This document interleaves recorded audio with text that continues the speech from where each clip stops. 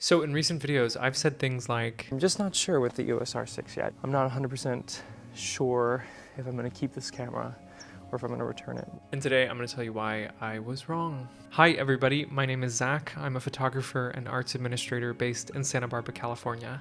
And in this video, I'm going to tell you why I think that the EOS R6 is one of the best cameras you can buy right now. So you'll notice that I've added video chapters down below in the timeline so you can skip around to the information that will be most valuable to you. If you do happen to have a few minutes, I do appreciate you watching the video all the way through start to finish because that will help me out with the YouTube algorithm. And if you could give this video a like, I would greatly appreciate it. So before we get into it and talk about the camera, I want to tell you a little bit about where I'm coming from, just to give you a sense of my biases. Everybody on YouTube has different biases. It's important for you as someone who is probably looking to invest in a camera. It's important for you to know that everyone you watch here on YouTube is biased in some way. So here's mine. I am a Canon shooter, started on Canon, have used the 5D Mark IV for a long time, used the EOS R for a long time. I have not used Canon's 1DX line or the new R5. I won't be comparing the R6 to the R5 in this video because I haven't used the R5. So that's that, and now you know. Let's move on. I think that since it was announced, the R6 has been viewed by some as sort of a downgraded R5, like a less pro version of the R5.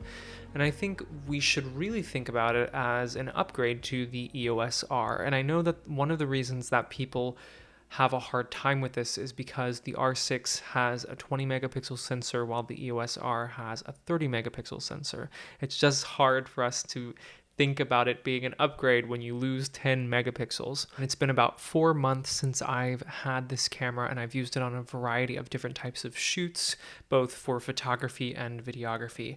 One of the things that I talked about earlier on that I was really excited about was the new 20 megapixel sensor. Now, from what I understand, this is the same sensor that shipped with the Canon 1DX Mark III, and they've carried it over into the EOS R6. I have to tell you that from a practical perspective, you're not going to notice a huge difference in the resolution. You're just not. The sensor on the R6 is so good, and it produces really beautiful, sharp, incredibly colored images. And actually the sensor on the R6 has this really, really gorgeous look to it. The way it renders light fall off and bokeh fall off is just so pleasing.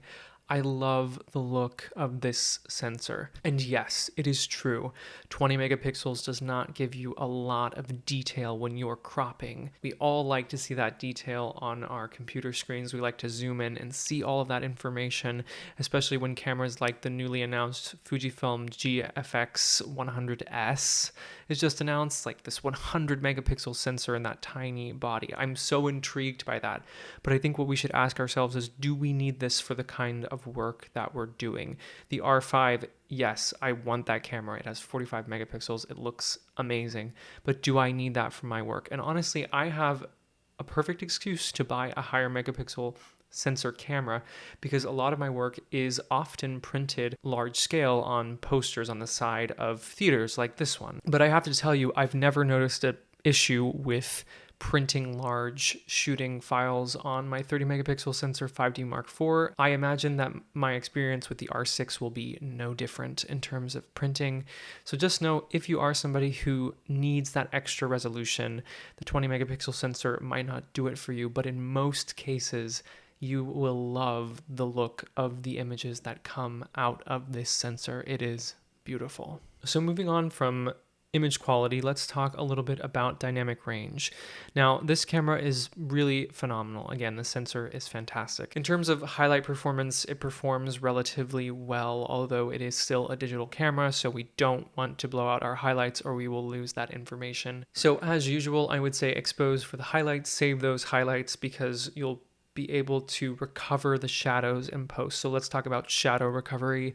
The shadow recovery on this camera is phenomenal. You can recover so much information from the shadows and still retain beautiful detail and color rendition. Also, one thing that I love to do artistically is to underexpose an image and bring up the exposure in post That introduces a little bit of noise, a little bit of grain into the image that is unique. It's not like anything you can get from software grain. I love doing this. This is something that I learned from Ben Sasso. It is a really great trick if you're looking for a sort of filmic, artistic styled image. And while we're talking about grain, I just want to go on a little tangent here because I do love grain. I recently got a comment from Nicholas Gunter, and it says, "One thing I learned recently about the film grain tool in Capture One, according to their advice on using it, is to set impact to 100 and then adjust granularity to give you as much or as little grain as you'd like. Once I did this, I noticed the grain indeed looked more realistic." And then I got a reply to Nicholas's comment from someone named Pete Mellon, who says, "Just shoot high ISO RAW, use only color noise reduction and minimal global, no masking, sharpening, and you'll create essentially the same graininess of film, so much so that it can be impossible to tell the difference. The higher the ISO level goes, the larger the grain effect is." So I haven't really experimented with these suggestions yet, but I do want to make a video about it because grain is something that I am so interested in. It is such a important feature of my work to me. I was first influenced by Corey Vanderplug, who is a photographer that some of you might know, but his images are really grainy and beautiful. He actually, I think, scanned some film and created his own really beautiful grain. So really early on when I was starting, I was like, how do I get this grain? And I did this whole Photoshop action thing where I made my own grain in Photoshop, which is actually pretty cool. I can do a video on that as well if you're interested. But thank you guys for commenting about the grain. I do want to check this out. The higher ISO settings of the EOS R6 produce really beautiful grain. And if you underexpose an image and bring it up, the grain will be beautiful. There are loads of other channels out there and videos about the R6 that you can watch if you're curious about the dynamic range performance. I'm not going to go through all the details in this video, but just know that it's very good and it performs well. So the autofocus in this camera is really fantastic. As you know, it is the second version of the dual pixel autofocus from Canon. It's really wonderful. I have no complaints about the autofocus.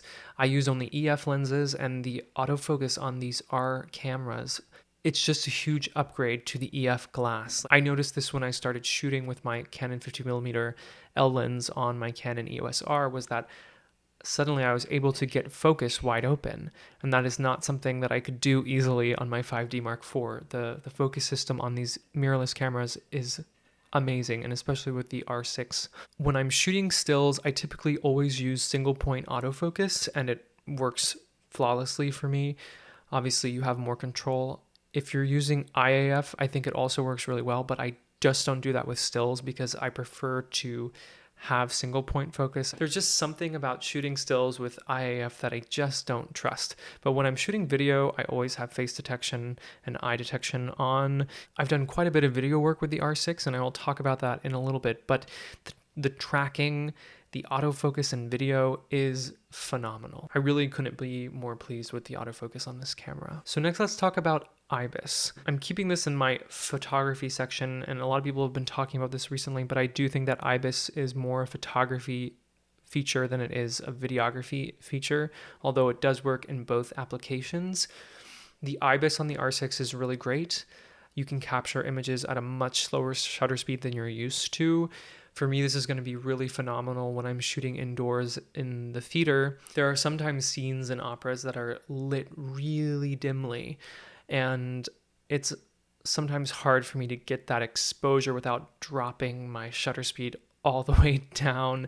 And so having the stabilization at really low shutter speeds without having to use something like a tripod is going to be huge. It works really well. So I'll use IBIS as a sort of transition point from photo to video. So the IBIS for the video works really well.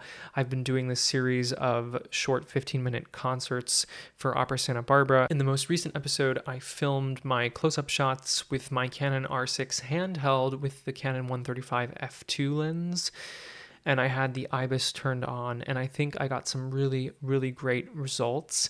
It is not going to be 100% steady, and sometimes there are some movement just from me like not being the most steady camera handler, but I think overall, like being able to hold 135mm handheld it works really well if it's just in that static position. When you try to move it around a little bit, it gets a little bit funky, but it does a really good job if you're just trying to handhold to get some footage. A lot of people have said this, so I'm gonna sound like a broken record, but IBIS is not a replacement for a gimbal. If you wanna get really beautiful, clean shots, you will still need a gimbal or a monopod or something like that. The R6 produces beautiful colors right out of camera.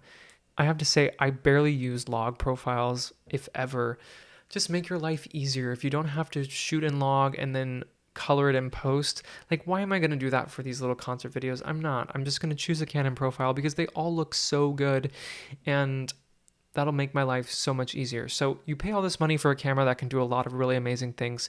You can trust it with a few things like that. And while we're on video, we have to talk about the video modes. So everybody's really excited about the 4K because the 4K has all that detail. It looks so good. I made a vlog where we went to the Oceano Dunes State Park and I shot 4K on a tripod on my dashboard as we were driving on the beach. So we were driving like this, but the camera looks amazingly steady. Watch that vlog to see how the 4K looks and how the IBIS handles in video when it's on a tripod in a moving car on a beach.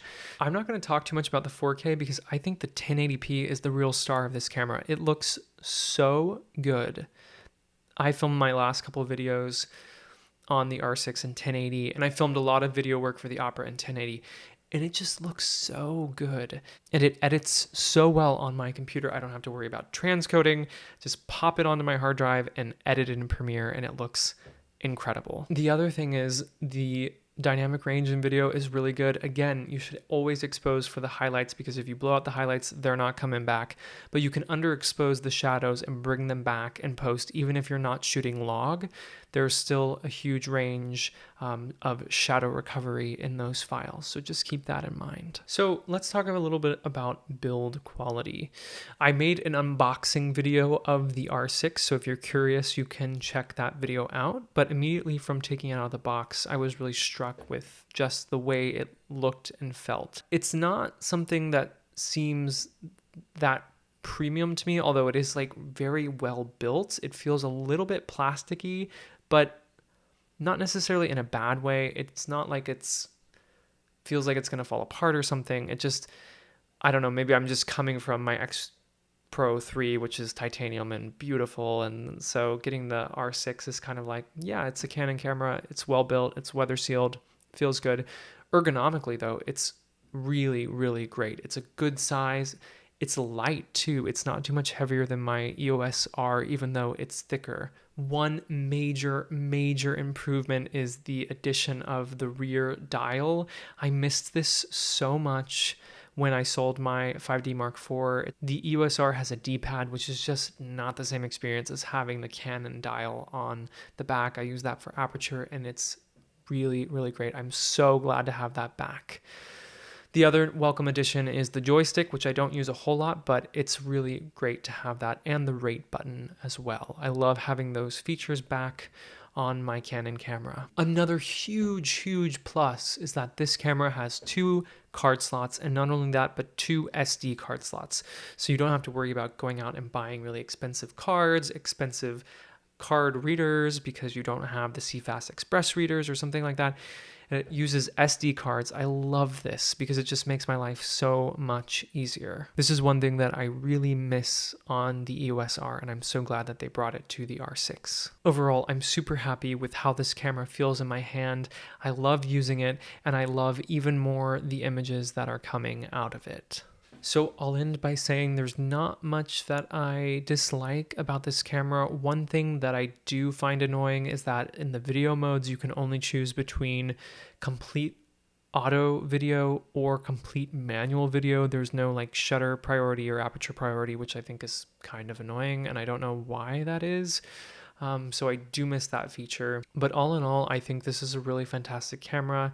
And to answer the question that a lot of you probably have, who is this camera for? I would say it's a great camera for professionals who are looking for an additional body. It's a really great camera for new photographers who are investing in their first professional camera. It's a great camera for enthusiasts who want a really great photography camera and also a really great videography camera. For the price of $2,500 US dollars. You're getting a lot for your money.